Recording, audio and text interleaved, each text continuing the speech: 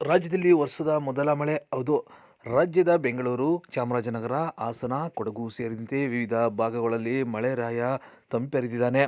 ಬಿಡು ಬಿಸಿಲಿನಿಂದ ಸುಡುತ್ತಿದ್ದ ಭೂಮಿಗೆ ಮಳೆರಾಯ ತಂಪೆರೆದಿದ್ದು ಬಿಸಿಲಿನ ತಾಕಕ್ಕೆ ಸುಟ್ಟು ಹೋಗುತ್ತಿದ್ದ ಜನರಲ್ಲಿ ಕೊಂಚ ತಂಪು ಮೂಡಿಸಿದ್ದಾನೆ. ಇನ್ನು ಕೇರಳದಲ್ಲೂ ಕೂಡ ವರ್ಷದ ಮೊದಲ ಮಳೆ ಇದೆ. ರಾಜ್ಯದ ವಿವಿಧ ಭಾಗಗಳಲ್ಲಿ ಧಾರಾಕಾರವಾಗಿದ್ದು ಜನರಿಗೆ ಸಂತೋಷ ತಂದಿದೆ. ಇನ್ನು ಹಲವು ದಿನಗಳಿಂದ ರಾಜ್ಯದಲ್ಲಿ ಭಾರೀ ಹೆಚ್ಚಾಗಿತ್ತು.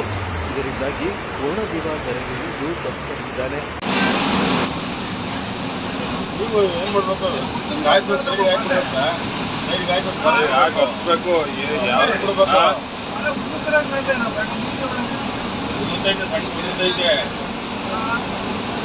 ನೋಡೋಣ, ಅಲ್ಲೆಲ್ಲಾರು ಡಿಪೋದಲ್ಲಿ ತೋರ್ಸ್ಕೊಳೋಣ ಅಂತೇಳ್ರಿ.